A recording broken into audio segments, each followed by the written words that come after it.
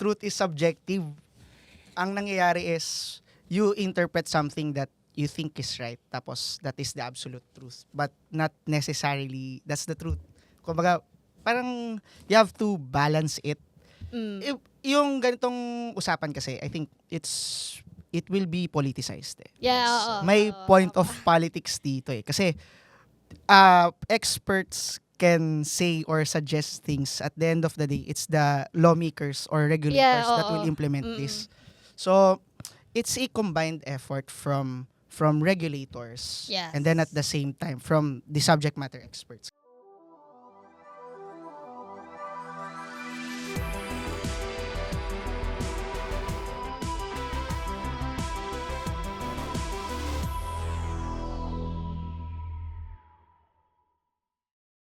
Welcome to Kaka Computer, where tech meets wit and wisdom. So for today's episode, we're breaking into AI, skills, tools, and mindsets for the next 5 years. Okay, so let's start the episode with the question, is AI replacing developers or empowering them?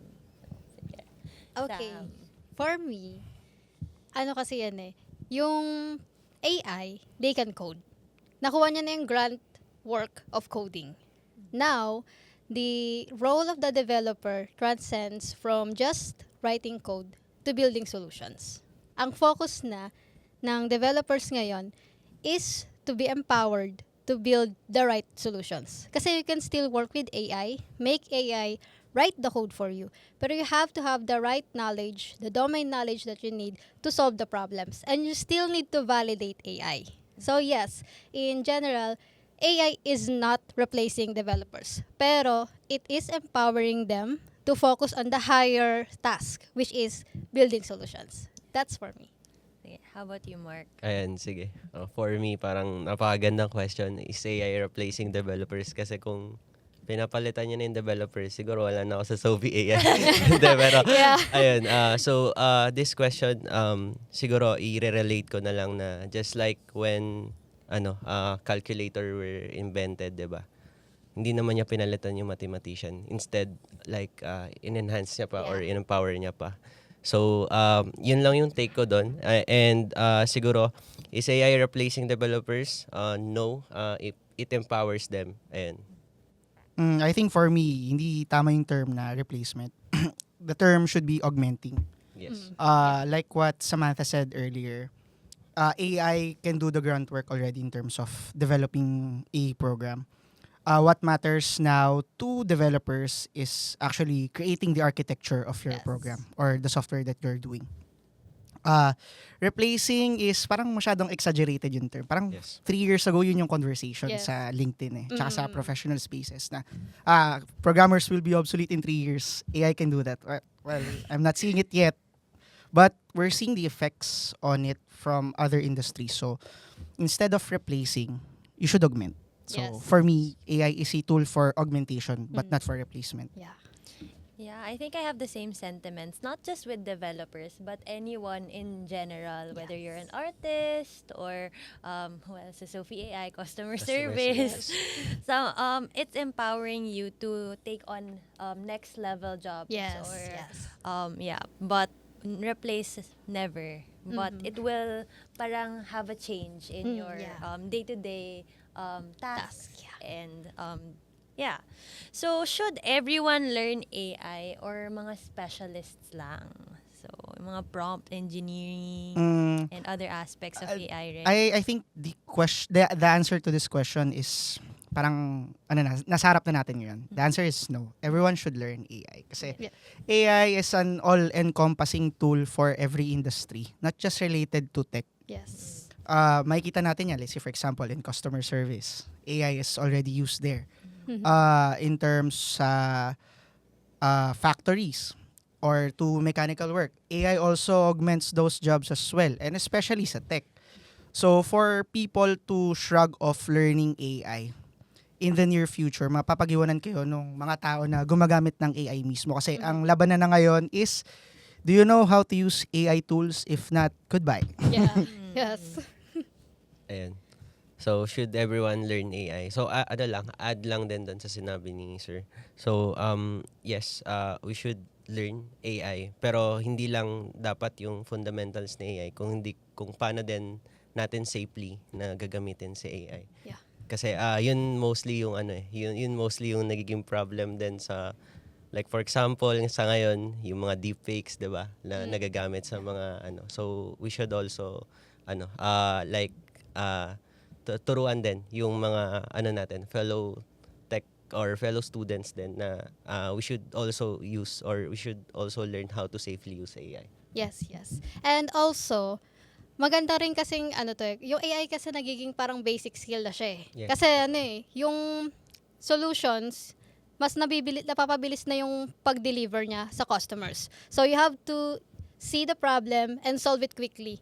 Ngayon, you can use AI na, like what Viola said, augment it sa workflow mo para makapag-deliver ka agad ng solutions sa customers. Nagiging ganun na yung landscape ng tech ngayon and business in general. Kaya agree, yes, you have to learn. Everyone should learn AI. Kahit yung basics lang, you should know how to use it and how to augment it sa workflow mo para mas makasolve ka ng maraming problems. Yeah, and I feel like in the next 5 years, parang few years back, people I know how to I know how to operate a computer. Yeah, back then.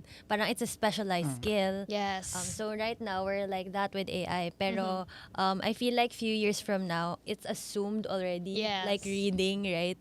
And yun nga, parang in your interviews, they don't ask you if, do you know how to use a laptop? Diba? It's given na. Yes, So I feel like yes. it's gonna be part of our lifestyle in general. Kasi right now, even mga bata, Yes. nilalaro yung AI. Yes, so, yes. yeah. So, But, it's across pero age may groups. may certain amount of usage. Like for example, yung sinabi ni Mark, Yes. if hindi rin ganun ka knowledgeable yung tao when it comes to these kinds of services related to AI, it can be used in a bad way. Yes. Lalo na most people hindi pa sila ganun ka-discerned when it comes to checking whether the stuff that they're seeing is real or not. Kasi, Oo. do you see the latest models of Gemini? Yung Yes. Nano yes. Banana. Oo. Grabe. Banana Pro. Yes, yes. Sobrang realistic. Oo. So, syempre, if it is used by bad actors, Oo. and hindi ka masyado nakaka-discern ng content na totoo or hindi, it's a slippery slope. So, I think it should be mandatory for everyone nowadays Yes, to learn not just what AI is, but how to use it responsibly. Whether you're a company looking for visibility or a community friend who simply wants to support, every contribution helps us keep delivering episodes twice a week, and even more special features. Check out our sponsorship tiers and join us at patreon.com/kakacomputer.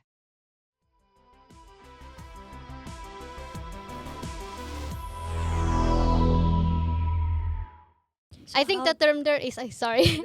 Go I think the term there is AI literacy. Kailangan mas i-implement siya na maturuan yung mga tao. Like, parang sa social, dati, di ba? Social media at yung netiquette, Yes. di ba? Yes, Tinuturo siya. Like that, dapat may turo din yung AI literacy so that everyone is aware kung ano yung dapat na i-ignore na information because it is misinformation or disinformation, di ba? But what does that look like? Yun dun. What does that look pumasok. like? Kasi Yes. it's such a new thing and everyone agrees na, okay, Yeah. you should use it responsibly. But how do you control people? Diba? It's very neutral. It's a tool. Yes. At the end of the day, we're talking about educating people. Yes, Parang, yes. what would that look like? Ilalagay mo ba yan sa curriculum ng school? So, Yes, so ang yes. dating is parang truth is subjective.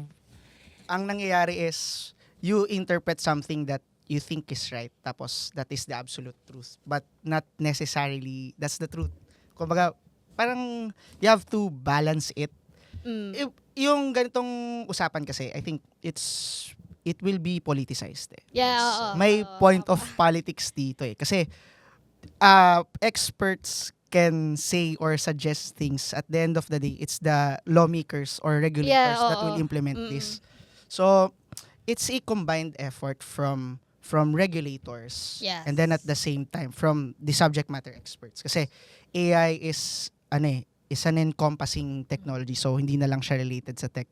Yeah. may AI then for health, for ano ba, for everything else. So it's an all-encompassing ano. Okay, so Ah, may yes, hot yes. take ako dyan. Oh, yun. So, diba Japan, it used to be so advanced. Pero maaga siyang ni-regulate. Okay. So, nag-stop yung innovation. Kasi ang Oh, daming yeah. regulation, Oo, right? oo, Right? tama. So, right now, AI is here. It's super powerful. I think we can all agree on that. Yes. So, if we regulate it, when is it too early? When is it Oo not? nga. How do we do it? Kasi, if you regulate it early and it's super new, Yes. magsa-stop yan eh. Mm. Babagal yung growth mo. I think it should be open-ended. Hindi siya pwedeng pag na-regulate na once, yun na yun.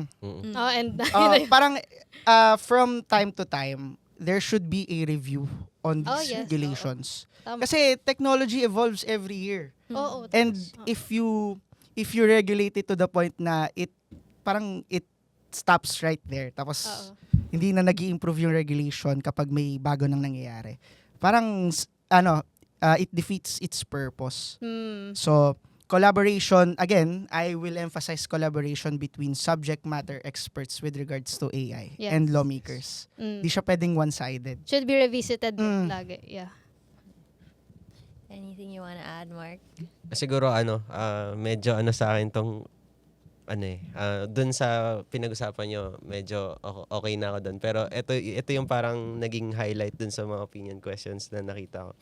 So yung tanong dito, is prompt engineering a real career or just a trend sa tingin nyo? Ako, babalik ako yung sasagot and discussion natin kanina. It's a foundation. Yes. Okay. Agreed. Everyone should know how to prompt engineer. Yeah. So, pero syempre iba pa rin yung may specialization ka Yes. siguro in the future. Yeah. But for me, it's as good as reading and writing na next time na. Oo. Yeah. Marunong ka dapat mag-type, marunong ka dapat mag-prompt. Agreed. Maybe not today, pero siguro 3 years from now, Yes. it's something na you don't even write sa resume mo because Expected Yes, na sir. eh. It's Yeah. given already. Yeah. that's the standard. Pero I don't know, if you guys have a different take. I wouldn't say prompt engineering is... sorry Yes. Kasi anyone can prompt. Yes. Yeah. Ang difference lang here is how will you approach what you will type into the model that you're using. Kasi everyone can ask, help me make a website, do this, do that. But if you know what you're doing and you already have the fundamentals, mag-iiba yung prompt mo eh. Oo. Parang I'm Yeah. creating this website using this tech stacks then I wanted to achieve these kinds of things, etc. Tapos what would you recommend? So there's parang merong discernment when it comes to prompt engineering, tapos someone who's using AI for development, like development as is. But that's my opinion lang naman. How about Ayun.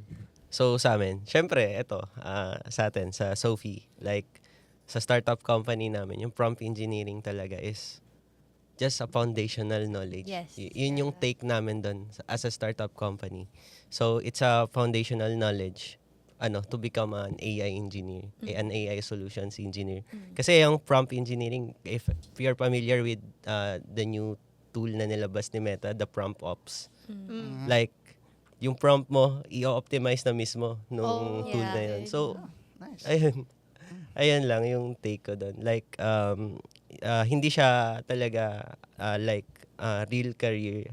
Isa lang siyang foundational knowledge to become an AI engineer. Ayun. Yes, agreed. Marami ring lumalabas na mga prompt engineering guides eh. Yeah. So, I agree, hindi siya talaga career itself, Yes. pero is a skill na dapat may dagdag mo na kasi a few years from now, like what Sophie said, expected na. Kasi kahit ngayon yun yung ginagawa natin pag nag-chat tayo sa Gemini, Yes. sa ChatGPT, di ba? Yeah. Zero Tapos shot. it depends sa prompt mo kung okay ba yung magiging output, kung may use ba yung magiging output eh. It's a question kung gaano kaayos yung prompt mo. That's just it. Prompt engineering, paano mo binild yung prompt mo para makakuha ng result. Di ba? Parang gano'n. Hindi siya talaga, hiwalay pang entirely na career. Di ba?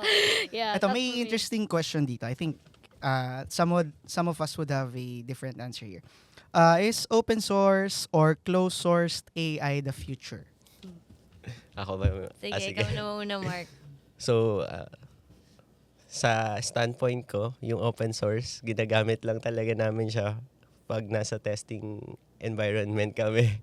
Oh. Pero for stability talaga, we mainly use closed source. So that's the take of Sophie AI. Yeah. Ikaw, Sam? Sa akin, kasi it depends eh. If you're just experimenting, like bago ka pa lang, sure, open source, di ba? Open source. Para may access ka na agad dun sa tools and etc. Pero if you're an enterprise, if you're a business, of course, yung data mo eh, di ba? Yeah. Dapat Yes. closed source talaga siya. Kasi if you're going to input that dun sa, let's say, sa ChatGPT na ginagamit ng everyone, Yes. wala na yung data, ano, di ba? Lalabag mo na agad yung data sensitivity doon, no? Paano kung may PII ka pa dyan? Yes, totoo. So, for me, kapag business ka na talaga and you're serious, you should be closed source. 'Di ba? You have your own model sa in-house nyo and yung data nyo naka-secure. Yes. Hindi siya yung magagamit din ng others. Yes. So yeah, for me it depends. Ito, siguro on a much broader scope in terms of development. Kasi there's this thing called democratization Yeah. in AI. Mm-mm. Kaya nagsulputan yung mga open source models eh. Yes. Then at the same time, OpenAI released their open Oh, source, yes. yung Yeah, OSS. Nag-release din sila. Kasi I think the talking points before is I think it's in terms of the training data that they're currently using. Yeah. I think merong nalabag doon. Nakakalimutan ko na yung story but I think it revolves around that as well as democratization. But, moving forward, people should, I guess, use or moving forward, open source is the way to go kasi everyone can contribute. Yes. Yes. And then at the same time, mas madali siyang silipin kasi kapag yeah. closed source yung AI na gamit mo, syempre, in terms of usage and regulation, yung company na nag-develop yung Oo, masusunod. Yes. Yeah. So, democratization should be on the forefront of AI development. Yeah. Thanks to our sponsors, Tutorials Dojo, Young CTO, Amazon Web Services User Group Philippines, Facebook subscribers. On to our next video topic.